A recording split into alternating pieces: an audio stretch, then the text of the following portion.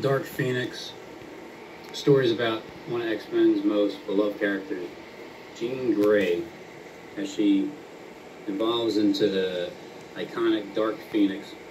During a life-threatening rescue mission in space, Jean is hit by a cosmic force that transforms her into one of the most powerful mutants of all.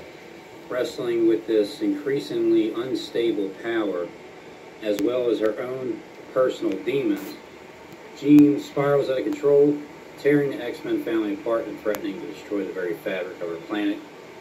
The film is the most intense and emotional X-Men movie ever made. It is the culmination of 20 years of X-Men movies as the family of mutants that we've come to know and love must face their most devastating enemy yet, one of their own. June 7th. At the beginning of the movie, he says that he's from NASA or whatever, and he introduces himself or something like that, and then he says, help is on the way. And then the guy asks her, do you hear what the kids are calling you? And he says, Phoenix. And then here, her eyes turn like red, like the flames of fire. And but at the same time, her eyes move back and forth, just like the Petco 2 video where the Antichrist rises up and his eyes are all goofy. Same thing. The summer threshing floor. Trump has it all planned out for starting June 7th. Story began in Uncanny X-Men number 101 in 1976, with the X-Men embarking on a mission to space, during which Jean Grey encounters what seems to be a deadly solar flare, and the name Phoenix. For a while, this became somewhat of a status quo in the X-Men comics, as Phoenix seemed to be able to hold back her own darker urges and maintain a power level that allowed her to remain a valuable ally to the X-Men. But that wouldn't last for long. The Dark, not just as an incredibly powerful being, but as a supervillain. This begins with the evil mutant mastermind dominating Jean's mind, projecting visions into her head that eventually...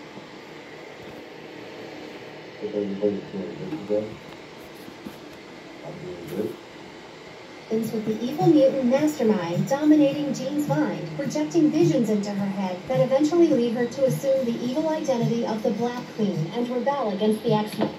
Jean briefly joins the Hellfire Club before realizing the deception that put her there, strikes down Mastermind, and then eventually chooses to abandon all ties to her former identity as Jean Grey. The club, before realizing the deception that put her there, strikes down Mastermind, and then eventually chooses to abandon all ties to her former identity as Jean Grey.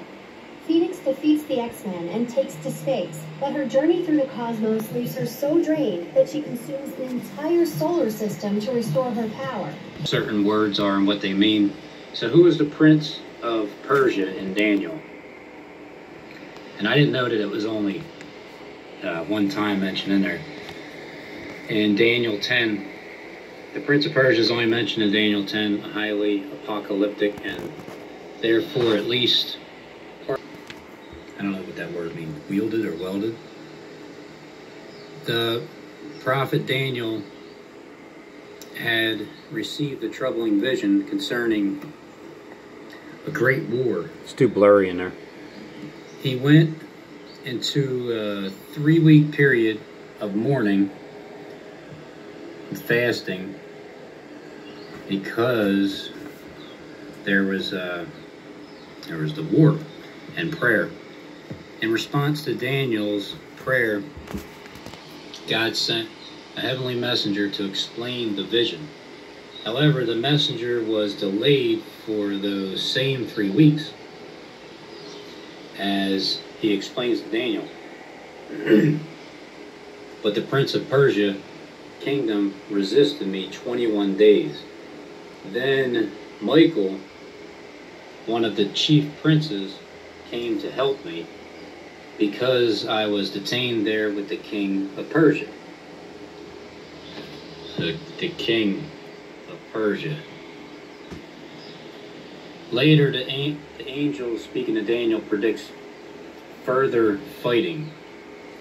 Soon I will return to fight against the prince of Persia, and when I go, the prince of Greece will come.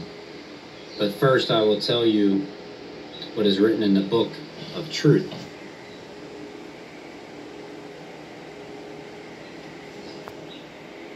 First I will tell you what's written in the book of truth. No one supports me against them except Michael, your prince.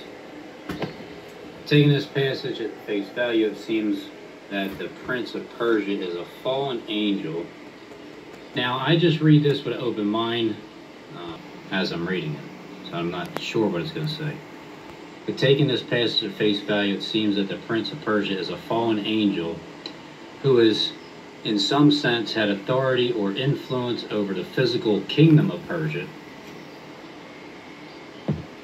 So it appears that he's a fallen angel that has some sense, it had some sense of authority or influence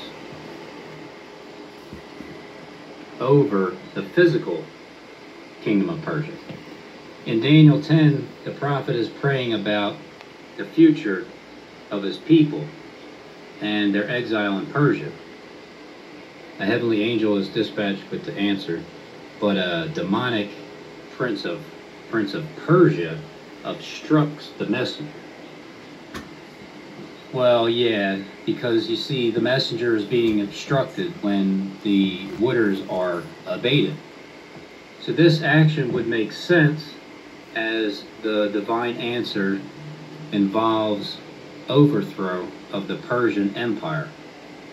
Okay, I mean, so far it all kind of makes sense and lines up.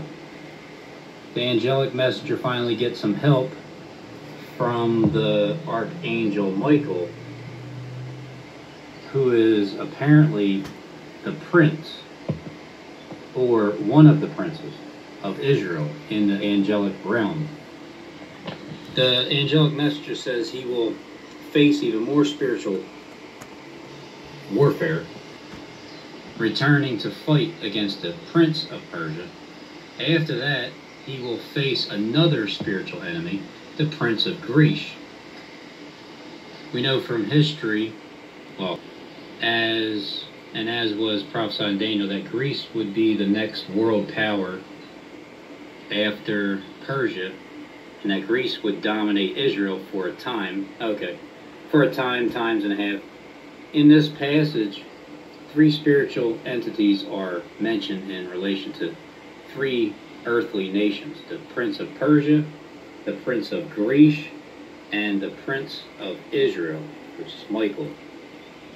Our struggles is not against flesh and blood, but against rulers, against the authorities, against the powers of this dark rising of the phoenix world, and against the spiritual forces of evil in the heavenly realms. The battle is real. Okay, that I agree. Man, this is a good article. I'm glad I came across it. So am I, Robin. I definitely agree with yeah, me too. Real. Yeah. But the war, it's spiritual. No, absolutely. I definitely agree with you, Robin. It seems that Henry, as events play out on Earth, there is corresponding activity in the spiritual realm, whether or not spiritual prince of Persia fate was tied to the physical Persia Empire is unknown. No, it ain't. Most likely it ain't. Well, I don't know. It might be, Robin. How do you know? If his job was to keep the Persian Empire in a place, well, I don't know. I don't really know history. Well, that's what I was. That's why I asked you. If his job was to keep the Persian Empire in a place of dominance over the nation of Israel, then he failed. Yeah, I agree. Yeah, then he failed. Yeah, he did. It is interesting to note that ain't it? Iran, I'll tell you, Henry. You're right on the ball. Modern Persia. Yeah.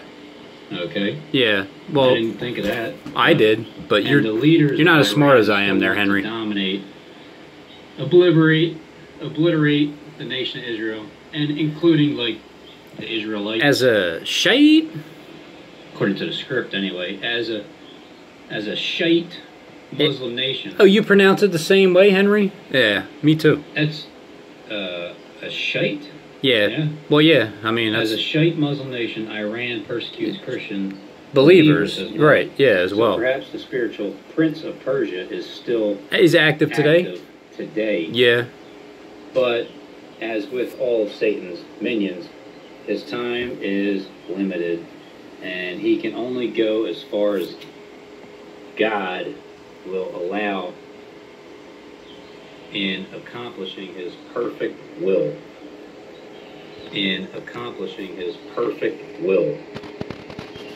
This is what we're witnessing right now.